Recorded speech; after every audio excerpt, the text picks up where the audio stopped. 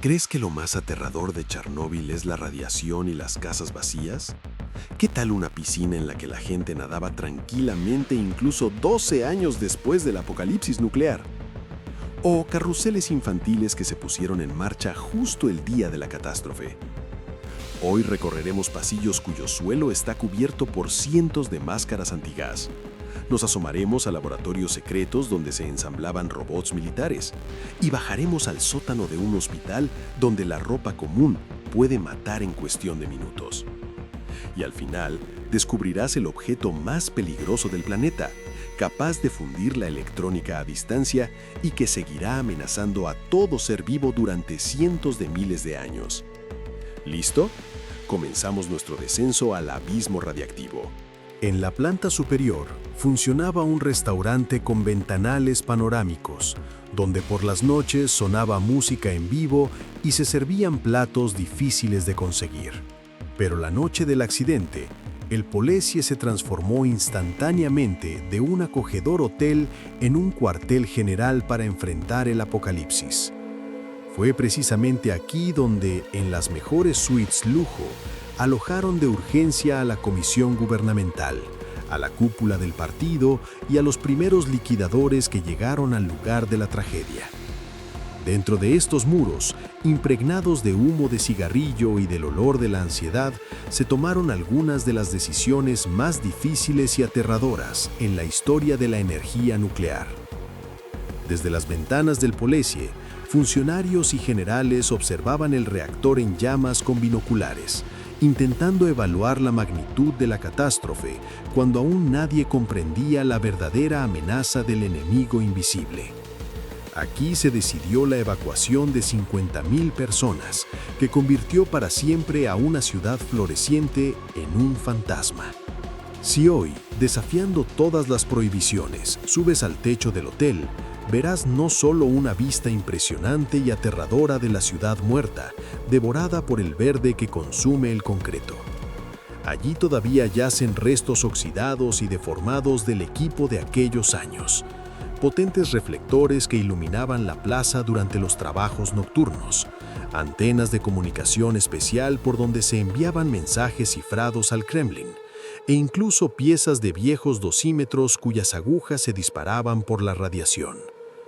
Los pilotos de helicóptero que arrojaban arena y plomo al cráter del reactor usaban el techo del hotel como punto de referencia para sus maniobras. Estos silenciosos testigos de metal recuerdan el caos, el pánico y el heroísmo de aquellos días, cuando el mundo estaba al borde de un abismo nuclear.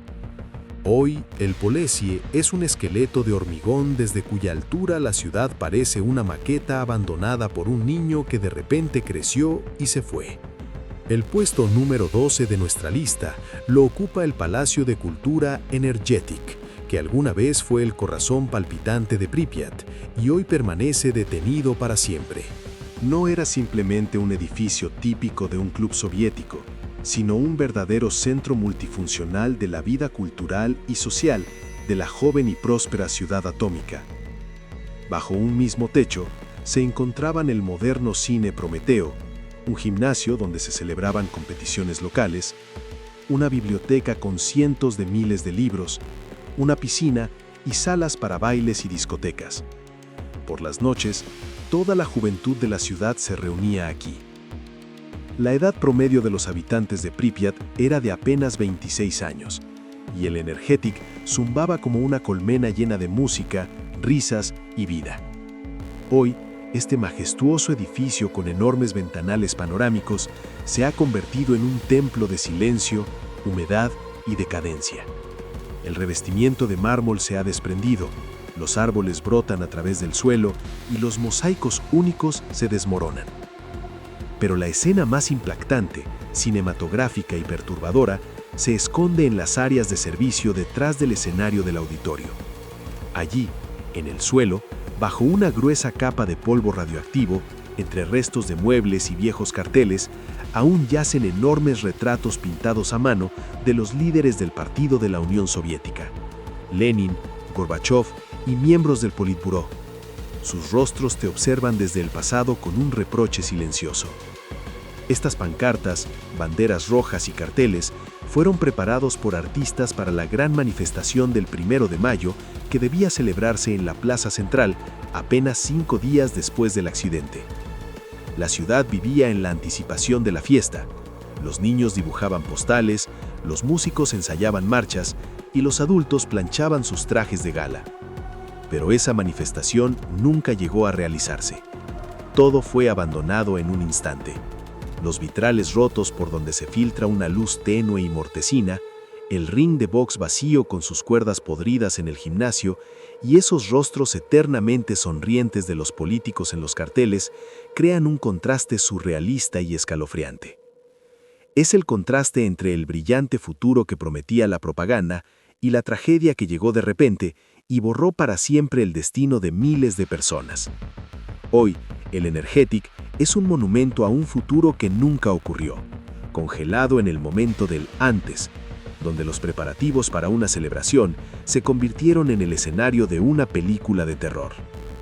En el puesto número 11 se encuentra quizá el símbolo más reconocible, difundido y triste no solo de Pripyat, sino de toda la zona de exclusión de Chernóbil. El parque de atracciones y su famosa noria de 26 metros de color amarillo brillante, visible desde casi cualquier punto de la ciudad. Esta imagen se convirtió en un ícono del post-apocalipsis. Durante muchos años, entre investigadores, periodistas y turistas, existió el mito de que la noria nunca llegó a funcionar, ya que la inauguración oficial del parque, con corte de cinta roja, estaba prevista para el 1 de mayo de 1986. Parecía que las cabinas de colores nunca habían esperado a los niños felices, convirtiéndose en un símbolo de una vida interrumpida, congelada 5 días antes de la felicidad. Sin embargo, recientes grabaciones amateur y fotografías poco conocidas desmienten esta hermosa leyenda y hacen la historia aún más trágica y cínica. Resulta que la noria sí fue puesta en marcha, pero ya después del accidente, el 27 de abril por la tarde, pocas horas antes de anunciar la evacuación total. Las autoridades de la ciudad, intentando distraer a la población del creciente pánico, de los rumores sobre el incendio en la central y de la presencia de vehículos militares y personas con trajes de protección química en las calles, decidieron abrir el parque en modo de prueba. Imagina este surrealismo. A pocos kilómetros de allí, el reactor abierto arde, lanzando a la atmósfera toneladas de isótopos radiactivos. Y aquí, en el centro de la ciudad, suena la música, giran las atracciones y la gente come helado.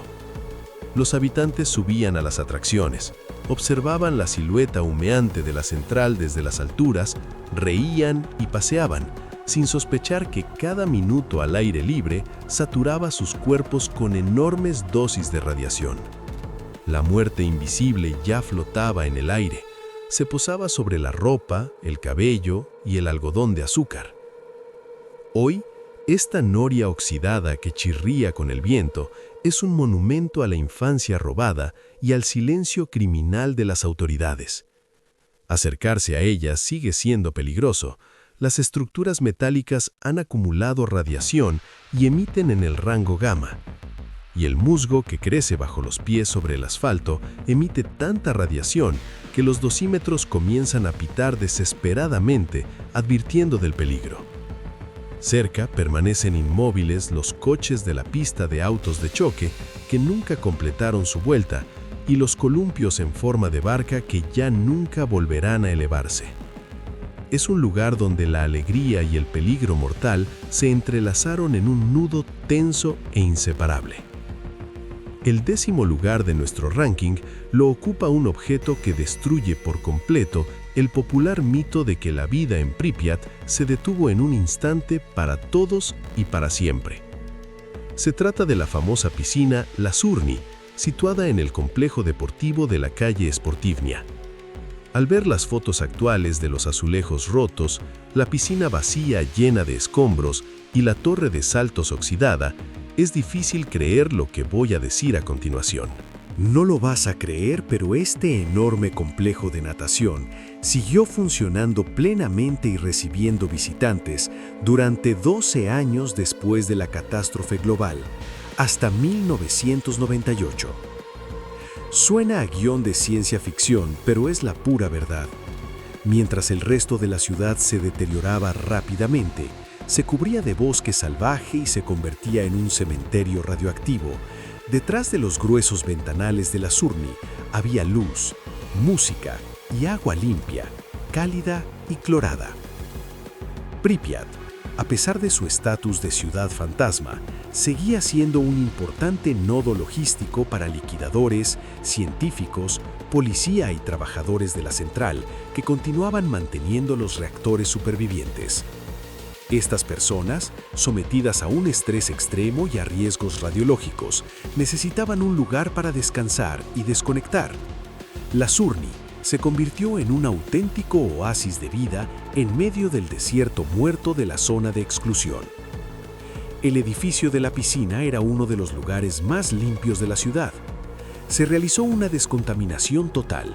Limpiaron cada centímetro de las paredes, sustituyeron el sistema de ventilación y aseguraron el suministro de agua desde profundos pozos artesianos a los que los radionúclidos no habían llegado. Imagina este contraste surrealista. Fuera, al otro lado del muro, el contador Geiger marcaba niveles peligrosos y por las avenidas vacías corrían jabalíes y obos. Dentro, hombres y mujeres en bañador nadaban, saltaban desde el trampolín y hablaban de la vida como si nada hubiera pasado.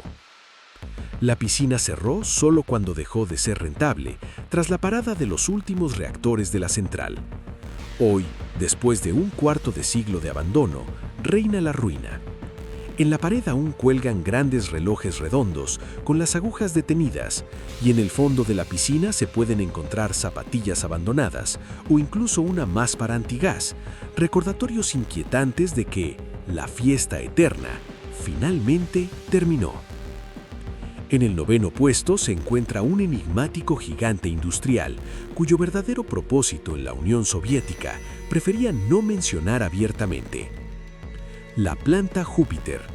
Para el público general y en los documentos oficiales, era una fábrica más, aunque grande, dedicada a producir piezas para magnetófonos, electrodomésticos y mecanismos de reparación. Pero los residentes sabían que la electrónica de consumo era solo una fachada. En realidad, Júpiter era una instalación militar cerrada que trabajaba para la industria de defensa de la URSS. Allí se desarrollaban y ensamblaban componentes para cajas negras de aviones militares, sistemas de guía y computadoras a bordo de submarinos. Pero el capítulo más intrigante y oscuro de la historia de la planta comenzó después del accidente. No lo vas a creer, pero este enorme complejo de natación siguió funcionando plenamente y recibiendo visitantes durante 12 años después de la catástrofe global, hasta 1998. Suena a guión de ciencia ficción, pero es la pura verdad.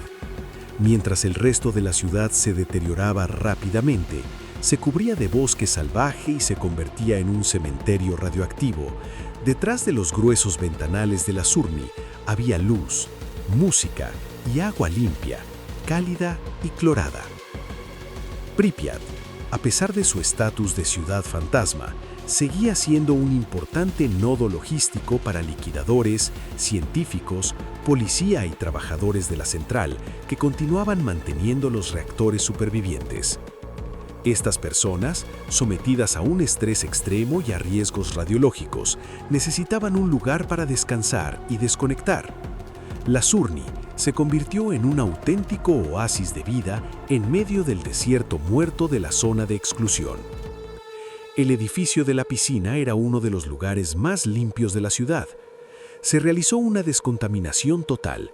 Limpiaron cada centímetro de las paredes, sustituyeron el sistema de ventilación y aseguraron el suministro de agua desde profundos pozos artesianos a los que los radionúclidos no habían llegado. Imagina este contraste surrealista. Fuera, al otro lado del muro, el contador Geiger marcaba niveles peligrosos y por las avenidas vacías corrían jabalíes y obos. Dentro, Hombres y mujeres en bañador nadaban, saltaban desde el trampolín y hablaban de la vida como si nada hubiera pasado. La piscina cerró solo cuando dejó de ser rentable, tras la parada de los últimos reactores de la central. Hoy, después de un cuarto de siglo de abandono, reina la ruina. En la pared aún cuelgan grandes relojes redondos con las agujas detenidas, y en el fondo de la piscina se pueden encontrar zapatillas abandonadas o incluso una máspara antigás, recordatorios inquietantes de que la fiesta eterna finalmente terminó. En el 9º puesto se encuentra un enigmático gigante industrial, cuyo verdadero propósito en la Unión Soviética prefería no mencionar abiertamente. La planta Júpiter. Para el público general y en los documentos oficiales, era una fábrica más, aunque grande, dedicada a producir piezas para magnetófonos, electrodomésticos y mecanismos de reparación. Pero los residentes sabían que la electrónica de consumo era solo una fachada. En realidad, Júpiter era una instalación militar cerrada que trabajaba para la industria de defensa de la URSS. Allí se desarrollaban y ensamblaban componentes para cajas negras de aviones militares, sistemas de guía y computadoras a bordo de submarinos. Pero el capítulo más intrigante y oscuro de la historia de la planta comenzó después del accidente. No lo vas a creer, pero este enorme complejo de natación siguió funcionando plenamente y recibiendo visitantes durante 12 años después de la catástrofe global, hasta 1998. Suena a guión de ciencia ficción, pero es la pura verdad. Mientras el resto de la ciudad se deterioraba rápidamente, se cubría de bosque salvaje y se convertía en un cementerio radioactivo, detrás de los gruesos ventanales de la Surni había luz, música y agua limpia, cálida y clorada. Pripyat, a pesar de su estatus de ciudad fantasma, seguía siendo un importante nodo logístico para liquidadores, científicos, policía y trabajadores de la central que continuaban manteniendo los reactores supervivientes. Estas personas, sometidas a un estrés extremo y a riesgos radiológicos, necesitaban un lugar para descansar y desconectar. La Surni se convirtió en un auténtico oasis de vida en medio del desierto muerto de la zona de exclusión.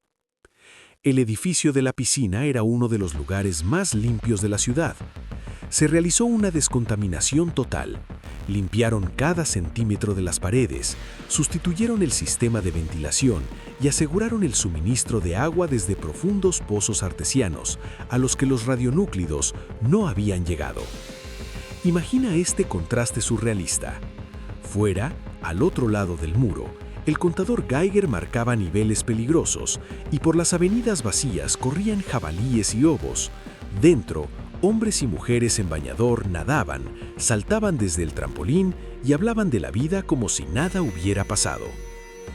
La piscina cerró solo cuando dejó de ser rentable, tras la parada de los últimos reactores de la central. Hoy, después de un cuarto de siglo de abandono, reina la ruina. En la pared aún cuelgan grandes relojes redondos con las agujas detenidas, y en el fondo de la piscina se pueden encontrar zapatillas abandonadas o incluso una máspara antigás, recordatorios inquietantes de que la fiesta eterna finalmente terminó. En el 9º puesto se encuentra un enigmático gigante industrial, cuyo verdadero propósito en la Unión Soviética prefería no mencionar abiertamente. La planta Júpiter. Para el público general y en los documentos oficiales, era una fábrica más, aunque grande, dedicada a producir piezas para magnetófonos, electrodomésticos y mecanismos de reparación. Pero los residentes sabían que la electrónica de consumo era solo una fachada. En realidad, Júpiter era una instalación militar cerrada que trabajaba para la industria de defensa de la URSS. Allí se desarrollaban y ensamblaban componentes para cajas negras de aviones militares, sistemas de guía y computadoras a bordo de submarinos. Pero el capítulo más intrigante y oscuro de la historia de la planta comenzó después del accidente. Este lugar parece el escenario de una película sobre un mundo sin personas, donde la naturaleza digiere lentamente los restos de una civilización que alguna vez fue grande. convirtiendo la tecnología en basura tóxica. El sexto puesto lo ocupa una estructura ciclópea que durante décadas fue uno de los secretos mejor guardados de la Guerra Fría. La estación de radar sobre el horizonte Duga, más conocida como el pájaro carpintero ruso. Si observas imágenes satelitales de aquella época, verás que en ese lugar figuraba un campamento infantil. Así de cuidadosamente los militares soviéticos ocultaban el verdadero propósito del objeto. No es simplemente una antena, es un colosal muro de metal y cables, de 150 metros de altura y casi medio kilómetro de longitud. Cuando estás a sus pies, la escala te marea. La estructura se eleva hacia el cielo, cerrando el horizonte. El apodo de carpintero se debe al característico golpeteo que emitía en las ondas cortas. Ese sonido volvía locos a radioaficionados y controladores aéreos en todo el mundo, atravesando cualquier interferencia. En Occidente surgieron las teorías conspirativas más descabelladas. Muchos creían seriamente que la URSS había creado un arma psicotrónica capaz de controlar la mente, alterar el clima o provocar terremotos. La realidad era más prosaica, pero no menos inquietante. Duga formaba parte de un sistema de alerta temprana ante ataques con misiles. Su misión era mirar más allá del horizonte y detectar el lanzamiento de misiles nucleares desde territorio estadounidense, dando al mando soviético unos 20 minutos para responder. Este prodigio de ingeniería consumía tanta electricidad como una ciudad entera, pero funcionó poco tiempo. La radiación tras el accidente en la central Chernobyl hizo imposible su operación y la guarnición secreta de Chernobyl 2 fue evacuada. Hoy, Duga se alza como un monumento oxidado a la megalomanía y la paranoia soviética, emitiendo con el viento un zumbido inquietante, casi como un lamento. Es uno de los pocos lugares donde uno se siente diminuto no ante la naturaleza, sino ante la maquinaria militar que se preparaba para el fin del mundo. Entramos en el top 5, donde la tensión alcanza su punto máximo. Quinto lugar, la escuela secundaria número 3, o más exactamente, uno de sus pasillos en la planta baja, que se ha convertido en una de las imágenes más fotografiadas y perturbadoras del Pripyat postapocalíptico. Seguro que has visto esta escena. Un largo pasillo oscuro, cuyo suelo está completamente cubierto, en varias capas, por cientos de máscaras antigás infantiles. Están esparcidas de forma caótica, con las cuencas vacías mirando al techo y a las paredes, creando la sensación de que aquí ocurrió una tragedia masiva o una huida desesperada. Muchos turistas, al ver estas imágenes, piensan que son restos de la evacuación urgente del 27 de abril. La imaginación dibuja escenas de niños arrancándose en pánico las máscaras mientras huyen de la radiación. Pero la verdad, como suele ocurrir en la zona, es mucho más cínica y prosaica. No es un eco de 1986, sino el rastro de los saqueadores de los años 90. El asunto es que los filtros de las máscaras antigás soviéticas contenían diminutas cantidades de plata. Los buscadores de metales, tras entrar en la ciudad, abrieron el almacén escolar de defensa civil, vaciaron miles de filtros y dejaron tiradas en el suelo las máscaras de goma, ya inútiles para ellos. Sin embargo, saber esto no hace el lugar menos inquietante. Cuando caminas sobre esa alfombra de goma y vidrio, bajo los pies se escucha un crujido desagradable y el olor húmedo y rancio de la goma vieja llena los pulmones. En las aulas cercanas, aún quedan cuadernos abiertos, libros de texto y muñecas colocadas en los alféizares. La escuela número 3 es un lugar donde el tiempo no solo se detuvo, se distorsionó, convirtiendo un edificio escolar común en el escenario de una pesadilla. Es un monumento al saqueo y al olvido, que recuerda que incluso después del fin del mundo, habrá quien intente sacar provecho. El cuarto lugar lo ocupa un objeto que parece un simple trozo de chatarra de construcción, pero que en realidad es uno de los artefactos más radiactivos del planeta a cielo abierto. Es la legendaria Garra de la Muerte, un enorme cucharón de grúa oxidado abandonado en una zona apartada de una base de maquinaria. Si no conoces su historia, pasarías de largo sin mirarlo, pero cualquier stalker experimentado sabe que acercarse a menos de un par de metros es jugar a la ruleta rusa con tu salud. Los dosímetros aquí no solo pitan, se vuelven locos, marcando niveles que superan la norma por miles y decenas de miles de veces. La historia de este cucharón es estremecedora. Fue esta mano metálica la que en los primeros días tras la explosión realizó el trabajo más sucio y peligroso. Suspendido con cables y grúas, lo bajaban directamente al cráter del cuarto reactor.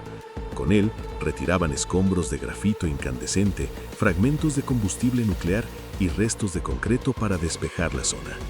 El metal absorbió tal cantidad de radiación que se convirtió en una fuente radiactiva por sí mismo. Es imposible limpiarlo o descontaminarlo. Los isótopos se incrustaron en la estructura cristalina del acero a nivel molecular. Tras terminar el trabajo, simplemente lo llevaron a un lugar remoto y lo abandonaron, esperando que nadie lo recordara. Pero se convirtió en una macabra atracción para los más temerarios. Existe una moda absurda entre los turistas ilegales: correr hacia el cucharón y tocarlo con la mano. Los más imprudentes incluso intentan meterse dentro para hacerse una selfie. Es un error fatal. En el interior quedaron micropartículas de combustible y quien entra allí se expone a una intensa radiación beta que los dispositivos comunes no detectan, pero que destruye la piel y las mucosas. La garra de la muerte es un contacto tangible con el corazón mismo del desastre. Un monstruo oxidado que sigue matando en silencio 40 años después. El tercer lugar lo ocupa un sitio donde la naturaleza recibió el primer y más brutal golpe de la catástrofe nuclear: el Bosque Rojo. Es una zona única de pinar de unos 10 kilómetros cuadrados que se encontraba justo en la trayectoria de la nube radiactiva tras la explosión. En la noche del 26 de abril, el viento llevó toneladas de polvo radiactivo directamente hacia aquí. Los árboles, como un gigantesco filtro natural, lo retuvieron en sus agujas. La dosis de radiación fue tan extrema que el bosque se quemó vivo, no por fuego, sino por radiación. En apenas 30 minutos, las agujas pasaron del verde a un tono marrón rojizo siniestro y luego a un color ladrillo. Los liquidadores, conscientes del peligro de este bosque brillante, tomaron una decisión radical. Arrasaron toda la zona con bulldozers y enterraron los troncos en profundas zanjas allí mismo. Pero eso no solucionó el problema, solo lo ocultó bajo tierra.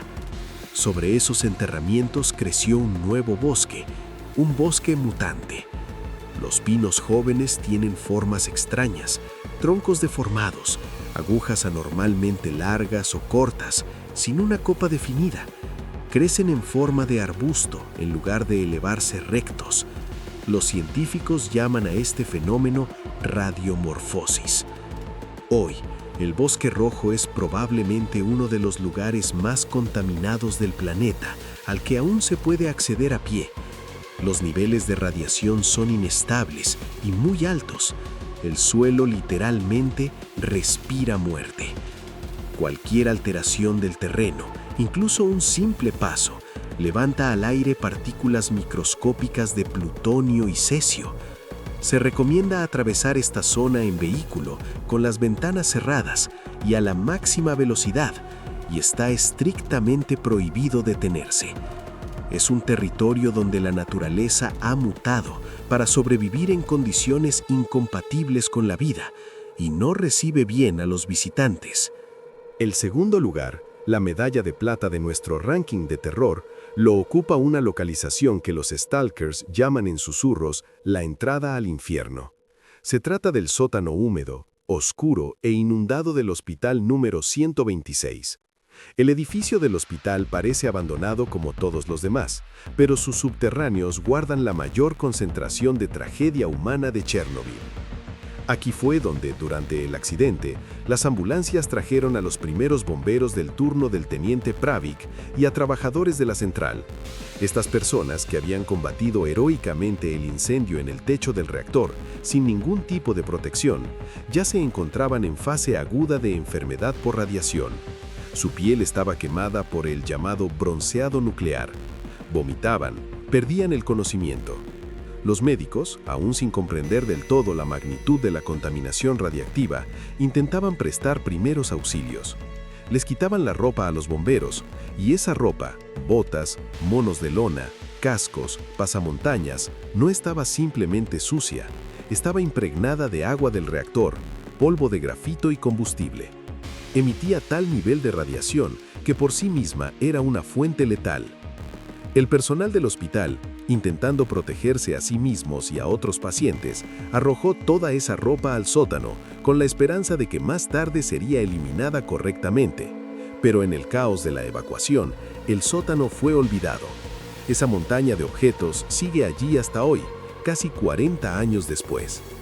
Si se desciende allí hoy, lo que requiere equipo especial y una ausencia total de instinto de supervivencia, se pueden ver esas pilas de ropa. Pasamontañas que aún conservan la forma de las cabezas de sus dueños, botas de cuero que absorbieron cesio. La radiación junto a estos objetos es extrema. Los dosímetros no solo pitan, se saturan. Permanecer unos minutos allí significa recibir una dosis equivalente a un año de exposición. Es un cementerio de objetos que mataron a sus dueños y que aún pueden matar a cualquiera que los trate sin precaución. Es uno de los lugares emocionalmente más pesados de la zona, donde el dolor y el heroísmo de aquella noche se sienten físicamente. Y finalmente, el primer lugar, el líder absoluto de nuestro ranking, el objeto que con razón ostenta el título del más peligroso del planeta. No es un edificio ni una máquina, sino un fenómeno físico único y monstruoso, nacido del infierno de la catástrofe nuclear. La famosa pata de elefante. Se trata de lava solidificada de combustible nuclear fundido, hormigón, arena, metal y vidrio, situada en un oscuro corredor de distribución de vapor bajo el reactor, inaccesible para los simples mortales. Durante la noche del accidente, la temperatura en el núcleo alcanzó valores tan extremos que las barras de combustible se fundieron, se mezclaron con la estructura del edificio y fluyeron hacia abajo como lava volcánica, perforando los forjados. Esta magma radiactiva, llamada corium por los científicos, atravesó 2 metros de hormigón armado, se filtró por las tuberías y se solidificó en forma de una masa gigantesca, parecida sorprendentemente a una pata de elefante. En 1986, este objeto emitía alrededor de 10.000 róntgens por hora. Para entender la escala, 30 segundos cerca de esta masa provocaban mareos y debilidad. 2 minutos causaban hemorragias y 5 garantizaban una muerte agonizante en 2 días. Era la medusa del mundo atómico. Cualquiera que la mirara estaba condenado. Incluso la tecnología no resistía su influencia. Las famosas fotografías granuladas de la pata de elefante no son malas por la calidad de las cámaras, sino porque la radiación velaba la película y destruía los sensores en tiempo real. Cuando intentaron desprender un fragmento para analizarlo, se encontraron con algo inexplicable. La pata de elefante era,